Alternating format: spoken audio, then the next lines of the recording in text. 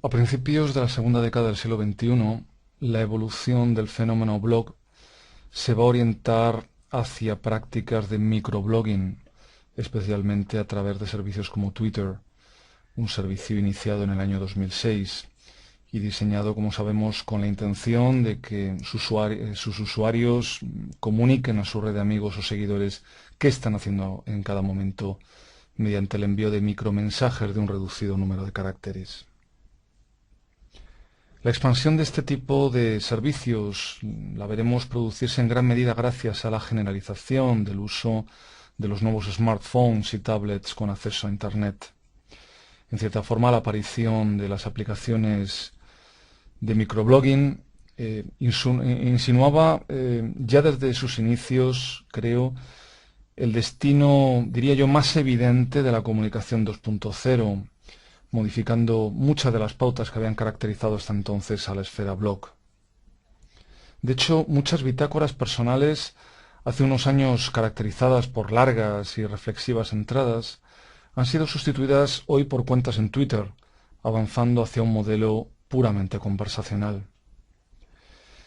Este paso del blogging al microblogging era una evolución, creo, en todo caso totalmente lógica y previsible, en una tendencia inexorable hacia una comunicación cada vez más rápida e instantánea, más vinculada a una forma de interacción comunicativa en tiempo real. En definitiva, todo ello no hacía sino evidenciar aún más claramente las premisas en las que se fundamentaba el modelo de la web 2.0. En realidad, este modelo nunca consistió tanto en que lleguemos a ser emisores de información o proveedores de contenido, como en convertirnos a nosotros mismos en la información enviada y compartida, comunicar qué estamos haciendo, cómo nos sentimos, dónde estamos, qué se nos pasó por la cabeza, etc. Por otra parte, la expansión del uso de plataformas de microblogging a finales de la primera década del nuevo siglo abrirá el camino a una específica forma de reflexión creativa que reactivará nuevamente muchas de las investigaciones en torno a los regímenes temporales propios del blog y que ya comenté en la otra sesión. En efecto, en torno al 2008 empezaron a aparecer algunas propuestas artísticas muy atentas a la multitud, a la multitud de dinámicas sociales, digamos, que tienen lugar en torno a estos nuevos servicios comunicativos. Por ejemplo, los patrones de repetición, no sólo de formas de expresión comunicativa, sino también de estados y situaciones vividas por la multitud conectada, fueron tematizados por Cory Arcangel en series como Working on My Novel del año 2009. Un proyecto artístico en forma de libro, como vemos, que recoge envíos de Twitter de diferentes usuarios que incluyen la frase "trabajando en mi novela". Como estos que vemos aquí, dicen, podemos leer: "Estaré pronto trabajando en mi novela, perseverancia, te necesito". Una página siguiente: "Debería estar trabajando en mi novela, pero estoy atascado en las arenas movedizas de una entrada de blog". Un irónico proyecto, como vemos, este de Arcangel, sobre la cuestión de hasta qué punto es, por ejemplo, posible encontrar tiempo para hacer algo tan demandante de tiempo como escribir una novela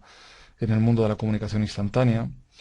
así como sobre el tweet como una especie de paradójica forma de expresión, digamos, de arrepentimiento o culpa por no estar haciendo algo que uno cree que debería estar haciendo. Otro trabajo centrado en Twitter y totalmente diferente del anterior sería Twitter Skate del 2009 de Jody, que partiría de un cuestionamiento de este servicio como sistema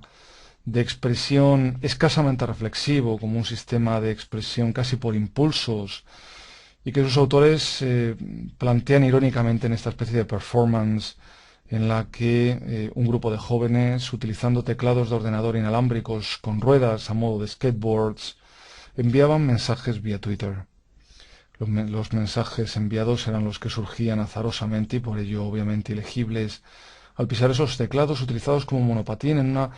paródica correspondencia entre los términos keyboard, teclado, y skateboard, monopatín.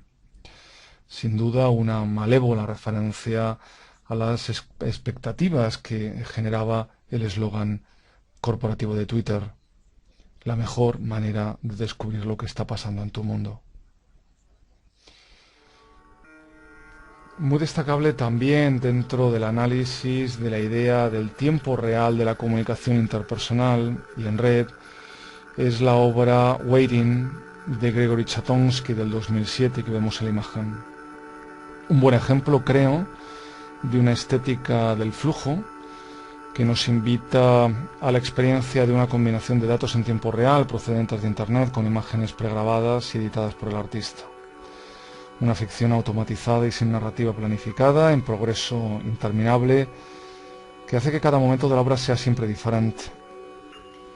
Las imágenes pregrabadas de gente esperando en una estación se combinan con mensajes de Twitter y traducciones de algunas palabras contenidas en esos mensajes a imágenes mediante Flickr, creándose asociaciones siempre inesperadas. El espectador aquí se convierte en observador de un flujo de información e imágenes que no parece sino un eco de lo que en realidad hacen las personas esperando a coger un medio de transporte en una estación, sumergirse en definitiva en la contemplación de los flujos de tránsito de personas a su alrededor.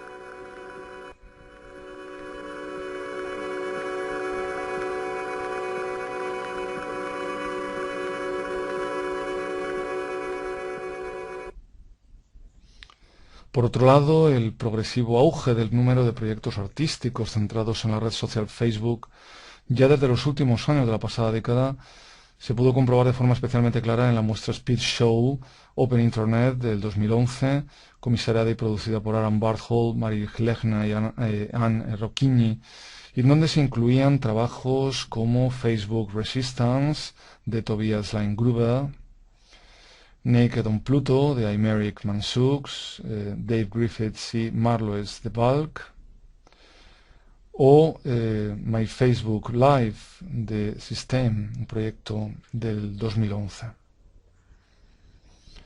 Otros proyectos centrados en una tematización o en la tematización de la red social Facebook serían, por ejemplo, Faceit Book de Liz Filardi, un proyecto del 2010, o el más conocido proyecto titulado Face to Facebook de Paolo Cirio y Alessandro Ludovico del 2010, basado en el robo de 1 millón de fotos de usuarios de Facebook a los que se les sometía un filtrado con un software de reconocimiento de imágenes para ser luego enviados a un website de contactos organizadas estas imágenes por las características de sus expresiones faciales. Pero seguramente la vía de trabajo que más desarrollo está teniendo en los últimos años y que seguramente contiene, creo, mayor potencial es la de la performance autobiográfica en redes sociales, conformada por proyectos que van aconteciendo en el tiempo, a veces durante meses e incluso años.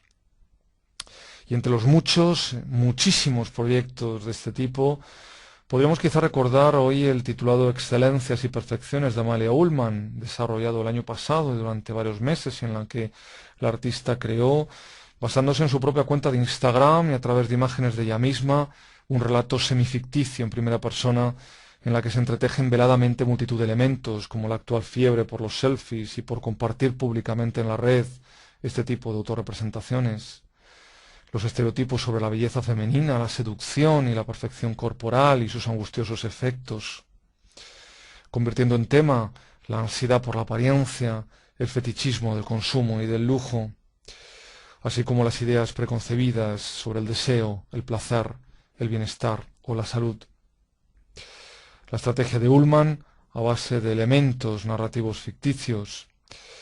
de falsas imágenes, engañosos e irritantes comentarios, de forzados posados, de manipulaciones digitales de su cuerpo, de irónicos juegos de hipervisibilización y exhibicionismo sexual. Recordaría desde luego las estrategias empleadas por artistas como Cindy Sherman a finales de la pasada década de los 70, haciéndose evidente el retorno hoy de algunas de las estrategias basadas en la simulación, basadas en la mascarada y en el juego de roles. Pautas que parecen encontrar en las redes sociales un medio idóneo para su reactivación y nuevo desarrollo, operando en la siempre ambigua simulación hiperconformista de los estereotipos de género y de las diversas formas de sometimiento y dependencia. Un proyecto en el que parece que volvemos a recuperar nuevamente aquella propuesta de Baudrillard, ¿verdad?, quien, recordar, en sus estrategias fatales partía de que la posición del sujeto se habría agotado y por ello decía la única posición posible es la del objeto, entendiendo ahí no el objeto alienado y en vías de desalienación, el objeto dominado y reivindicando su autonomía de sujeto, sino el objeto que desafía al sujeto, el objeto que le remite al sujeto a su posible o a su imposible posición como sujeto. No obstante, y más que un nuevo primado de los simulacros, lo que aquí se propondría es la puesta en práctica de determinados, diría yo, juegos de retirada, de producción de vacíos, de áreas de no ser, partiendo, no obstante, de un sujeto singular. De hecho, podríamos decir que no está Amalia Ullmann en la cuenta de Instagram de la propia Amalia Ullmann durante el desarrollo de su performance. La realista y convincente narración en torno a la que se construye este personaje fictivo o semifictivo desplaza temporalmente a la persona real del artista, que se ausenta, que se sustrae temporalmente, aunque finalmente quede entremezclada con ella en el fluir de las interacciones en línea. En todo caso, y por otra parte, quizá el elemento de mayor interés de esta performance radique, al menos en mi opinión, en su capacidad precisamente para operar con las expectativas que es capaz de generar una imagen en las redes sociales y cómo tendemos a creer, como indica la propia artista, lo que estamos programados para creer. En efecto, Ullmann tematiza aquí nuestra predeterminación a generar determinadas conclusiones y narrativas en función de determinadas imágenes, sobre todo si estas imágenes, como dice Ullmann, encajan con nuestro archivo mental de estereotipos dominantes. Ciertamente en esta obra adquiriría un especial protagonismo el análisis de las reacciones de los usuarios en las redes sociales ante determinadas imágenes y los procesos de proyección psicológica que éstas desencadenan. Algo que de hecho podríamos, yo pienso, creo que afirmar que es un rasgo común en la performance autobiográfica en redes sociales, como sucedería también y de forma más obvia incluso más obvia que en la obra o que en este proyecto de Ullmann, en este otro proyecto, Born Nowhere, de Laís Pontes, un proyecto llevado, como sabéis, a cabo en la red social Facebook y basado en la exploración de formas o de las formas de colaboración abierta como medio para la generación de identidades ficticias, de biografías ficticias, partiendo de una serie de personajes basados en autorretratos fotográficos de la propia artista transformados digitalmente. Para los que no conozcáis el proyecto, recuerdo que lo que hacía el artista era simplemente generar una serie de personajes partiendo de la modificación digital de su propio rostro. A continuación se consultaba a los internautas qué les sugerían esos rostros, cómo se imaginaban que sería esa persona, cómo pensaban que sería su personalidad, a qué creen que podría dedicarse, y a raíz de esos comentarios de los internautas lo que hacía el artista era decidir el nombre del personaje creado, su biografía, su tipo de vida, sus gustos, los rasgos de su personalidad, etc. Más adelante, en su proyecto Born Now Here, algunos de esos personajes finalmente adquirieron su propia vida online mediante su propio perfil de Facebook, reforzándose así aún más ese carácter procesual de la investigación planteada por Pontes en una curiosa retórica de vivir como mera imagen, como mero perfil de Internet.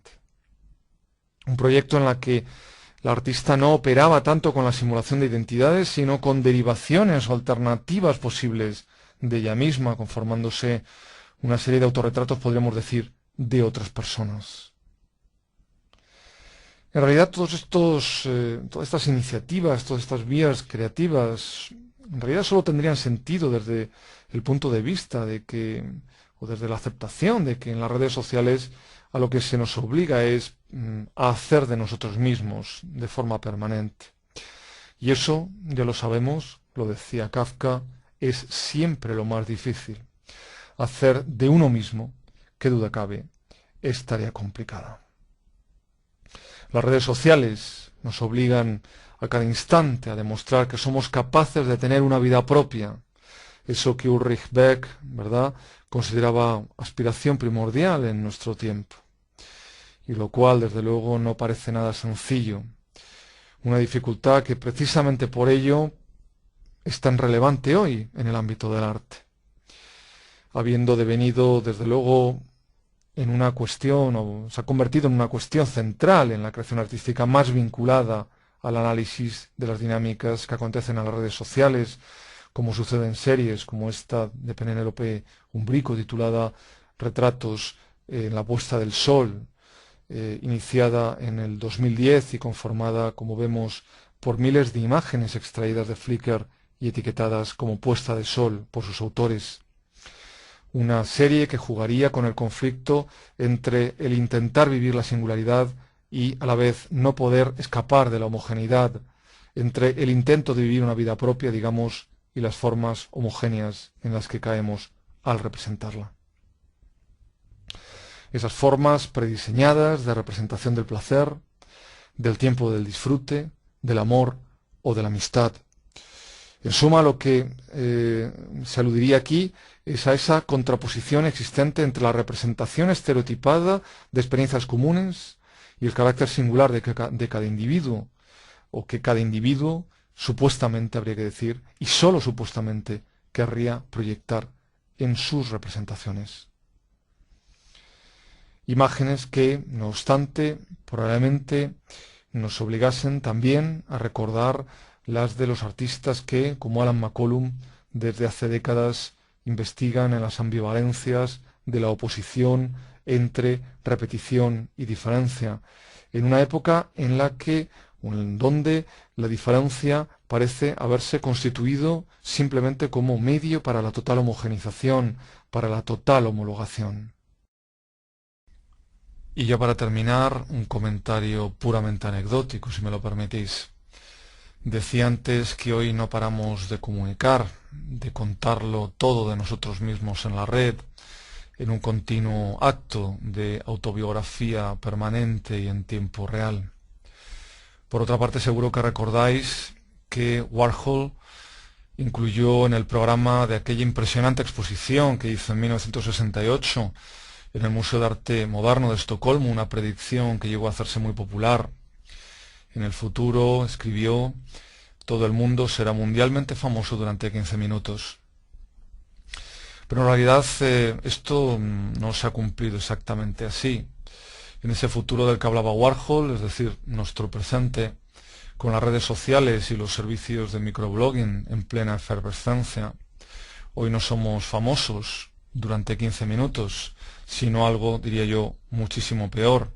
Somos famosos 15 veces al día, a base de nuestros continuos y a veces insoportables envíos por Twitter, Facebook, etc.